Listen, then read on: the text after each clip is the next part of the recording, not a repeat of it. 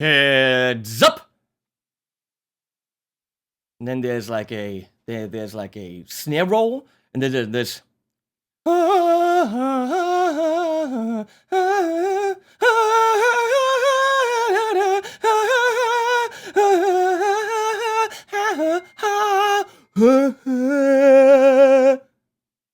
know what I'm talking about? You know? There was a time when that song was playing every single morning as my wake-up song. It is, of course, Liberty by Mr. Vai. And with a talent as he has, not talent, the guy practiced his ass off. I'm gonna go and call him Mr. Vai. There's no Steve happening here. So yeah, I had Liberty playing every single morning to wake me up. And I had, when Sex and Religion came out, in guitar stores, they had cardboard, life-sized, mega Steve Vai posters. I actually bought that from a guitar store, and I had Mr. Vai life-size on my wall. So yeah, I was nuts. And I went to Berkeley, like Mr. Vai. I actually had a funk lab teacher who was a teacher of Mr. Vai's, and I asked him about Mr. Vai, and he said, I don't know, he was never here, because he was always practicing in these practice rooms that are like this big, where you really sit in there. And there I was with one of my 1, 2, 3 gems. What's going bing? Something's going bing. Oh, Leslie is important right now. The producer. Say hi to Leslie, people. So, I was actually at Berkeley. I had a burnt blue gem, which was just like an oil thing. And right now, they just released the green one again. Something anniversary 30th? I don't know, anniversary. It came out, I think, in 87. There were 777 made, and it had his signature on the back of the headstock. I bought that from a friend of mine. It was studio used. It didn't have a scratch on it. It was in perfect condition. That guitar now would be worth... Could you please not bing me here?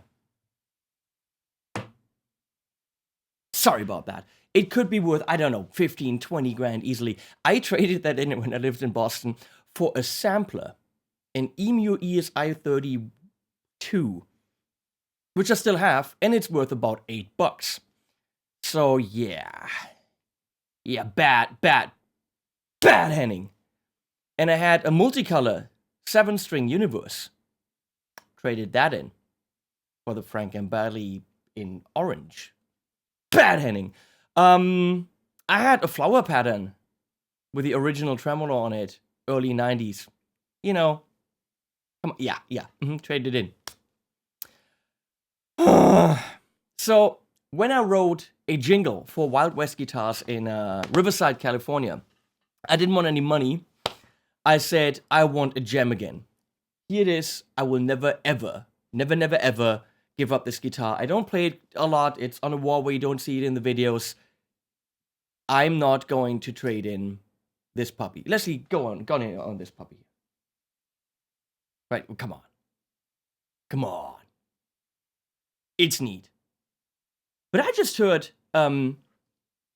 that Steve's, Mr. Vai's white gem, actually, someone told me that, isn't actually a white gem. It's actually a flower pattern gem that got painted white. I don't know about this. What do I know? So why are we talking about Mr. Vai and my horrible sins of trading in gems for samplers? And I'm good. Why are we doing that? Well, because Mr. Vai sent me a package. No, he didn't. How awesome would that be? Come on. Getting Mr. Vai's package? That'd be so awesome.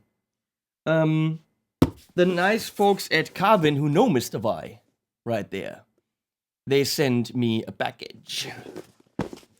So let's find out what's in the package. I like to say package. It's definitely a big-ass box.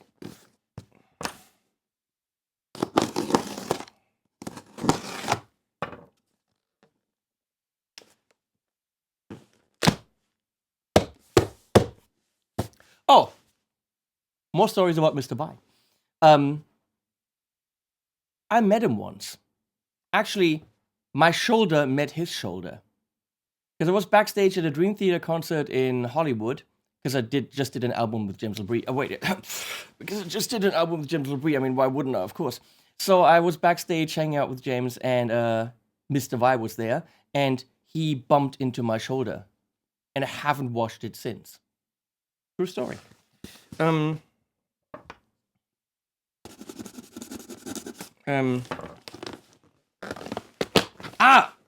Staples of Doom!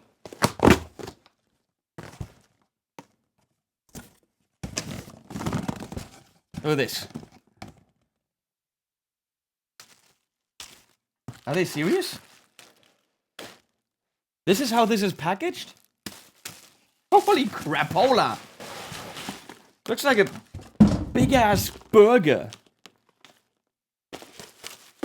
What?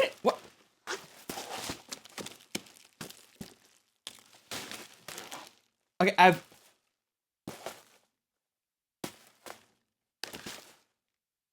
What is this? Okay, there's nothing in here, I'm sorry. I don't get it. It's just... This can't possibly be how they're packaging that, because that must be something they sent to me. No. Are they serious?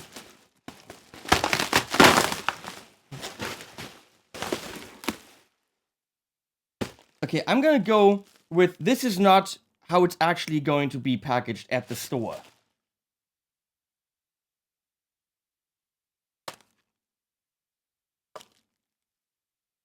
Cutesy little... a cutesy little US wallboard. Smart Carvin! I mean, people, did you know where you're sending this? Let's see how much power it wants and if I can actually operate this thing. It wants 5 volts at 2 amps. So no, I cannot operate this. No, actually I can. It's 100 to 240. I just need... Let's see, do we have this? Do we have a thing? Okay.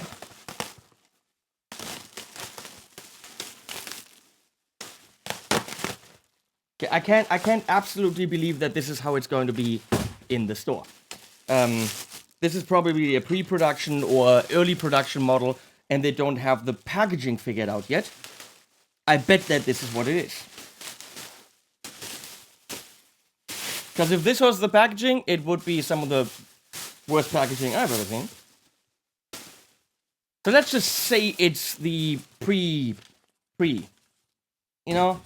The pre meaning before.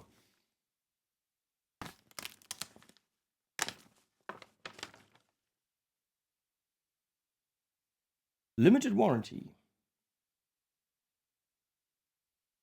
Big ass manual. With nice little pictures. And then again, this guitar does not have a handle on it, so...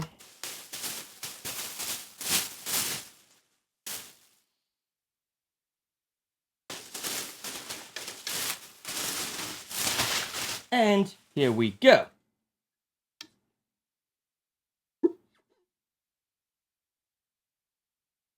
Very, very cool kind of a... whatever green you want to call it. Let's see, what do we call this green? Is it a seafoam green? Let's say it's a seafoam green. Got Mr. Vai's little signature on the back.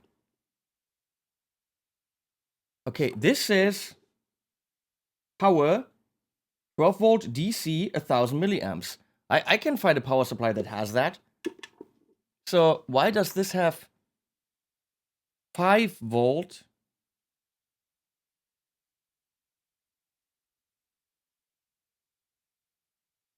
Don't understand.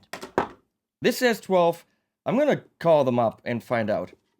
So here we have the Carvin Legacy Drive, based on Steve's Legacy amp. looks like this is a drive and a clean channel. So we have a 2-channel preamp with bass, middle, treble on each channel. Presence knob. Presence, what's that thing called? Presence knob. Presence switch. Stop laughing. Presence switch. Presence knob. Volume for this channel. Volume for this channel and a master. So it's a full 2-channel preamp. And of course, with the preamp, it means we're gonna have to put it into a power amp. We have to try it in front of an amp if it's very clean, see if that works. It has a phone's cap voiced out, which is usually a frequency compensated analog speaker simulation, which isn't quite as good as a what's it called, an IR nowadays.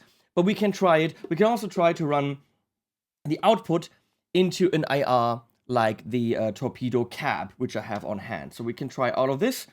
Bypass can be remotely controlled, as can be the drive and the clean and gain. Whatever, I don't know what that does. Which means you could have this, because it's rather big. It's rather big. It's rather big, thank you. We could have this. Gotta be quicker on the dirty jokes, come on.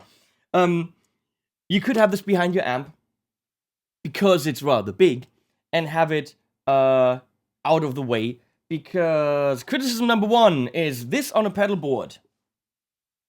Come on, this is very high, and that means that very likely, if you have a hard case for your pedal board, you're not gonna be able to close that. This on a pedal board might cause problems. I also don't like...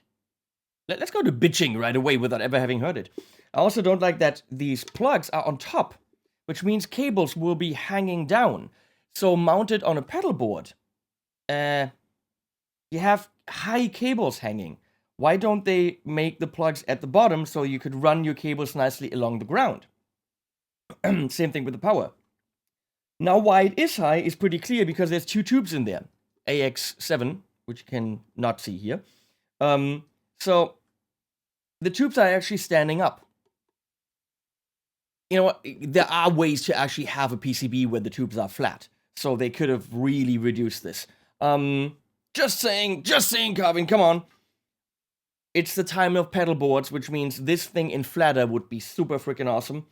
Lie the tube flat, put the plugs further at the bottom, and it's pedal board compatible. But because it's remotely switchable, yes, we can, as Obama said, put it behind Obama's amp, I guess.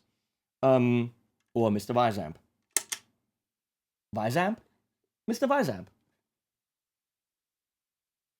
Good name. What's your name?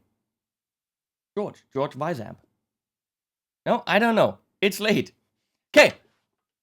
Next week I'm on vacation. After that, I'm going to test this green puppy for you.